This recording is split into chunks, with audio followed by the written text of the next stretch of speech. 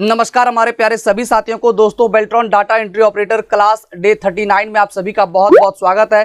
दोस्तों आज के सेशन में हम लोग करंट डोमेन के बारे में पढ़ेंगे, करंट डोमेन आइडेंटिफायर के बारे में पढ़ेंगे और भी दोस्तों बहुत कुछ इंपॉर्टेंट चीजें हैं जो इंटरनेट से रिलेटेड है, जो आपके सिलेबस का हिस्सा है, उससे रिलेटेड हम लोग आज के सेशन में पढ़ने वाले हैं, बात करने वाले हैं। तो चलिए दोस्तों हम लोग आगे बढ़ते हैं।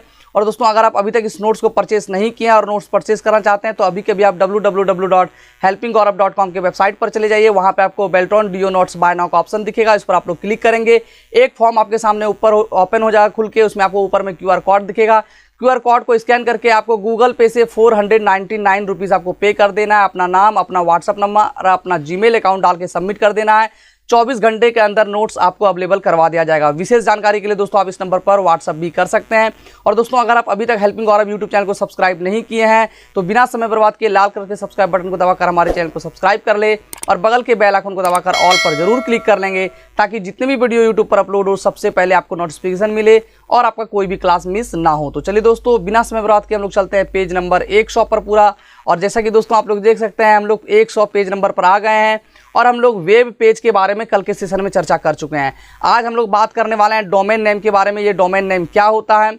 तो दोस्तों जैसा कि आप लोग देख सकते हैं डोमेन नेम या DNS का मतलब डोमेन नेमिंग सिस्टम, याद रखिए ये इसका फुल फॉर्म है, डोमेन नेमिंग सिस्टम, DNS का फुल फॉर्म है। डोमेन नेम या DNS एक ऐसा नेमिंग सिस्टम है जिससे हम किसी वेबसाइट को इंटरनेट में आइडेंटिफाई करते हैं, यानी कि पहचानते हैं। ठीक है, आइडेंटिफाई कर सकते हैं। कहाँ आइडेंटिफाई कर सकते हैं? तो इंटरनेट पर हम लोग आइडेंटिफाई कर सकते हैं। ठीक है, अधिकांश संगठन, अधिकांश ऑर्गेनाइजेशन जो होता है डोमेन नेम का उपयोग करते हैं। अधिकांश संगठन क्या करते हैं? डोमेन नेम का जो है उपयोग करते हैं, जो याद रखना आसान होता है। जो क्या करता है? याद रखना आसान होता है। प्रत्येक डोमेन नेम एक आइडेंटिफायर, ठीक है, पहचानकर्ता के साथ समाप्त होता है। जैसे में हमारा वेबसाइट देख लीजिए www.helpinggaurav.com। ये .com जो है दोस्तों यही आप कह सकते हैं कि डोमेन नेम है और प्रत्येक डोमेन नेम एक आइडेंटिफायर के साथ समाप्त होता है। हमारा वेबसाइट कहाँ समाप्त हो रहा है? .com पे समाप्त हो रहा है। बहुत सारा वेबसाइट कहाँ समाप्त हो रहा है?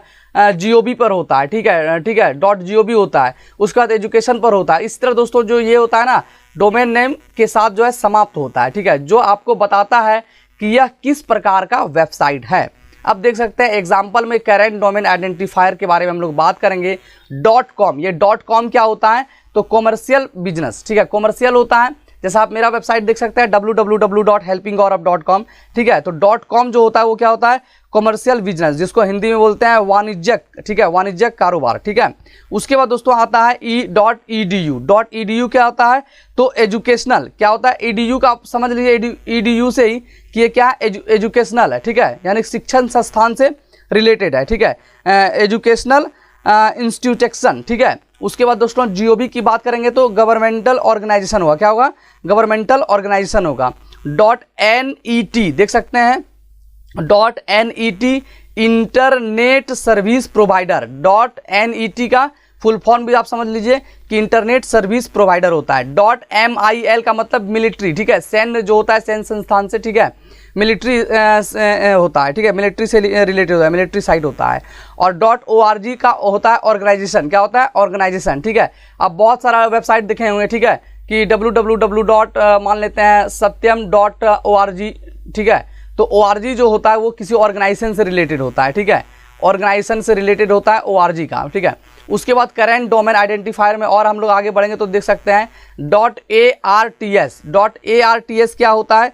ये काफ़ी समझना जरूरी है। .ar याद रखिएगा, ARTS। और आप देख सकते हैं जैसे कि ऑर्गेनाइजेशन OR से स्टार्ट होता है तो ARTS में यहाँ कुछ और ही है। ठीक है ना, तो इसको समझना होगा। क्या होगा? Culture and entertainment organization. Culture and entertainment organization होता है ART, यानी आर्ट से रिलेटेड है। ठीक है, आर्ट का जो होता है लास्ट कोई भी वेबसाइट अगर आर्ट से समाप्त होता है ARTS से तो याद रखना है कल्चर एंड इंटरटेनमेंट ऑर्गेनाइजेशन का वो वेबसाइट है। ठीक है, इसको आइडेंटिफायर के तौर पर आप देख सकते हैं। ठीक है, .FIRM का क्या होता है? तो बिजनेसेस से रिलेटेड होता है। बिजनेसेस से रिलेटेड होता है FIRM। .info क्या होता है, इंफॉर्मेशन सर्विसेज, ठीक है, इंफॉर्मेशन सर्विसेज, ठीक है। उसके बाद .non क्या होता है, तो इंडिविजुअल वेबसाइट होता है, क्या होता है, इंडिविजुअल वेबसाइट होता है। .rec क्या होता है, तो .rec क्या होता है, तो इंटरटेनमेंट, देख सकते हैं इंटरटेनमेंट रिलेटेड ऑर्गेनाइजेशन होता है। .rec इंटरटेनमेंट रिलेटेड ऑर्गेनाइजेशन होता है। .store STORE क्या होता है, शॉप्स एंड शॉप्स का वेबसाइट होता है, ठीक है। उसके बाद .wev वेब क्या होगा, organization related to the world wide web, यानी कि www। तो दोस्तों ये जो है काफ़ी महत्वपूर्ण जो है आप कह सकते हैं कि डोमेन नेम है। और डोमेन नेम में जैसे .com तो ये सब जानता है, कॉमर्शियल है। .edu है तो एजुकेशन से रिलेटेड है, शिक्षण संस्थान से रिलेटेड है। लेकिन कुछ ऐसा जो है दोस्तों डोमेन नेम है जो लोग कभी नहीं सुने हैं, जैसे .arts, .non, .rec, .store। तो ये सारा चीज़ आपको ध्यान में रखना है, ठीक है, जिसके बारे में मैं बता दिया। .mil मिलिट्री से रिलेटेड है, .org ऑर्गेनाइजेशन से रिलेटेड है, ठीक है। .store शॉप्स एंड शॉप से रिलेटेड है। ये आपके एग्जाम के दृष्टिकोण से काफ़ी इंपॉर्टेंट है, ये सारा चीज़ रखिएगा। यहाँ पे दोस्तों जो मैं डोमेन नेम आपको बताया हूँ ये तो काफ़ी कम है, इससे भी अधिक डोमेन नेम आपको इसी जो है नोट्स के अंदर जो आपको सबसे लास्ट में देखने को मिलेगा, जहाँ पे बहुत सारा शॉर्टकट, जहाँ पे बहुत सारा फुल फॉर्म, जहाँ पे बहुत सारा डोमेन नेम डाला गया है, जहाँ पे बहुत सारा जो है और भी अलग अलग चीज़ें जो इंपॉर्टेंट सारा चीज़ें वो बहुत भारी संख्या में, अधिक से अधिक संख्या में डालें हम लोग, ताकि कुछ भी स्टूडेंट से नहीं छूटे और सारा कुछ वो लोग कवर कर ले। तो आज के लिए इतना ही, आप यहाँ तक देख लीजिएगा। ये काफ़ी इंपॉर्टेंट करंट डोमेन नेम था जिसको आप लोग ध्यान में रखिएगा। अब हम लोग बात करने वाले हैं टाइप ऑफ वेबसाइट, ठीक है। वेबसाइट का टाइप क्या होता है, तो मुख्य रूप से वेबसाइट दो प्रकार के होते हैं। कितने प्रकार के होते हैं वेबसाइट, तो दो प्रकार के होते हैं। एक तो होते हैं स्टैटिक वेबसाइट होते हैं और एक डायनेमिक वेबसाइट होते हैं।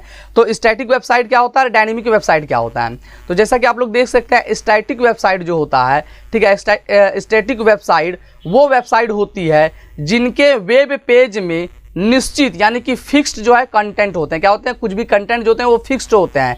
इस तरह के वेबसाइट में हर यूज़र को एक ही कंटेंट, एक ही चीज़ जो है दिखाई देता है, चाहे वो दुनिया में कहीं से भी एक्सेस करता हो, चाहे वो दुनिया में कहीं से भी एक्सेस करता हो, ठीक है, एक ही कंटेंट उसको दिखाई देता है, ठीक है। आप देख सकते हैं चाहे वो दुनिया में कहीं से भी एक्सेस कर रहा हो, ठीक है, उसको एक ही चीज़ दिखाई देगा। इस तरह के वेबसाइट बनाना काफ़ी आसान होता है। इस तरह का वेबसाइट बनाना क्या होता है, काफ़ी आसान होता है, क्योंकि इसमें सिर्फ HTML कोडिंग होता है। क्या होता है, सिर्फ HTML कोडिंग की ज़रूरत होती है, ठीक है। स्टैटिक वेबसाइट में किसी तरह के डेटाबेस की ज़रूरत नहीं पड़ती है और ना ही किसी वेब प्रोग्रामिंग की, ठीक है। स्टैटिक वेबसाइट उनके लिए सही है जिनके कंटेंट जो होते हैं, कंटेंट में चेंज नहीं करना पड़ता है, जिनका कंटेंट एक ही रहता है, चेंज नहीं करना पड़ता है, और एक ही कंटेंट सालों तक रहता है और सभी यूज़र उसी कंटेंट को यूज़ करते हैं। यदि इसके कंटेंट में किसी तरह के चेंज करना होता है, बदलना होता है, बदलाव करना होता है, तो आपको खुद से कोडिंग करके एक एक पेज में चेंज करना होगा। किसके माध्यम से, तो HTML के माध्यम से। उम्मीद करेंगे दोस्तों आप स्टैटिक वेबसाइट के बारे में समझ गए होंगे, कोई सी भी तरह की कोई जो है कन्फ्यूज़न नहीं होगी। इस वेबसाइट में मुख्य रूप से आप ये समझिए कि इस वेब पेज में निश्चित एक फिक्स कंटेंट होता है, ठीक है, और उसी कंटेंट को आप देखते हैं, चाहे वर्ल्ड के किसी भी जगह से आप लोग देखते हो, एक ही कंटेंट को देखते हैं। और अगर इस कंटेंट में कुछ बदलाव करना होता है तो जिसके ऑनर होते हैं उसमें क्या होता है, एक एक पेज में बदलाव करना होता है। ये बनाना काफ़ी आसान होता है। अब आती है बात डायनेमिक वेबसाइट की। ये डायनेमिक वेबसाइट क्या होता है, डायनेमिक वेबसाइट वो वेबसाइट होती है जिसका कंटेंट हर यूज़र के अनुसार बदलता है, प्रत्येक यूज़र के अनुसार जो है वो बदलता चले जाता है। इसमें HTML के अलावा और भी कई सारी प्रोग्रामिंग लैंग्वेज के साथ साथ डेटाबेस का यूज़ भी किया जाता है, ठीक है। डायनेमिक वेबसाइट में क्या होता है कि जैसे स्टैटिक में होता था एक ही कंटेंट रहता था, तो ऐसा इसमें नहीं है। इसमें यूज़र अलग अलग देखेंगे तो अलग अलग जो है मतलब कंटेंट भी उनको देखने को मिलेगा, ठीक है। तो आप देख सकते हैं प्रोग्रामिंग लैंग्वेज के साथ साथ डेटाबेस का भी इसमें जो है डेटाबेस भी यूज़ किया जाता था। डायनेमिक वेबसाइट इंफॉर्मेशनल होने के साथ साथ, ठीक है, डायनेमिक वेबसाइट जो है इंफॉर्मेशनल होने के साथ साथ फंक्शनल भी होती है। इसे बनाने के लिए दोनों सर्वर साइड और क्लाइंट साइड, ठीक है, दोनों मतलब कि सर्वर साइड और क्लाइंट साइड जो है स्क्रिप्टिंग लैंग्वेज का यूज़ किया जाता है। किसका इस्तेमाल किया जाता है? तो स्क्रिप्टिंग जो होता है ना, उसका इस्तेमाल किया जाता है। स्क्रिप्टिंग लैंग्वेज का भी इसमें इस्तेमाल किया जाता है। उसके बाद दोस्तों हम लोग आगे बढ़ेंगे तो जैसा कि देख सकते हैं नोट में लिखा है, जब कोई यूज़र किसी डायनेमिक वेबसाइट पर कोई पेज ओपन करता है तो पहले वह डायनेमिक कोड के थ्रू चेंज हो जाता है, लेकिन इंड में जो पेज ओपन होता है वह एक क्या होता है? स्टैटिक वेब पेज ही होता है। ठीक है, कहने का मतलब है कि जब कोई यूज़र किसी डायनेमिक वेबसाइट पर कोई पेज ओपन करता है तो पहले डायनेमिक कोड के थ्रू ही चेंज होता है, लेकिन इंड में यानी कि बाद में जो है पेज ओपन होता है तो वह स्टैटिक वेब पेज ही होता है। दोस्तों उम्मीद करेंगे कि आज के सेशन में आप लोग यहाँ तक बिल्कुल समझ गए होंगे, किसी भी तरह की कोई दिक्कत नहीं होगी। अब दोस्तों हम लोग बात करने वाले हैं कल के सेशन में introduction to IP address. IP address काफ़ी इंपॉर्टेंट दोस्तों चैप्टर है, और आईपी एड्रेस में होता क्या है ना कि आपसे पूछ देता है 1.000 ये किस प्रकार का आईपी एड्रेस है। ठीक है, क्लास ए का है, क्लास बी का है, क्लास सी का है। ठीक है, 2 कुछ आपको दे देगा, वो कौन से क्लास का आईपी एड्रेस है, ये एग्जाम में एक प्रश्न पूछा जाता है। तो दोस्तों कल के सेशन में हम लोग इस पर चर्चा करने वाले हैं। दोस्तों उम्मीद करेंगे कि आज के सेशन में आपको डायनेमिक वेबसाइट के बारे में पता चल गया होगा कि इसमें बदलाव होता है अलग अलग यूजर के माध्यम से।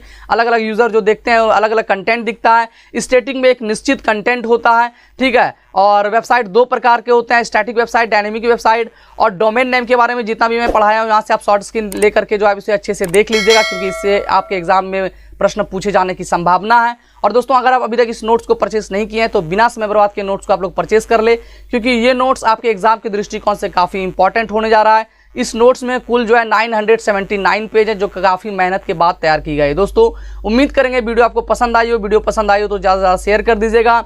मिलते हैं फिर से आपसे एक अगली वीडियो में, तब तक के लिए बाय एंड टेक केयर। जय हिंद, वंदे मातरम।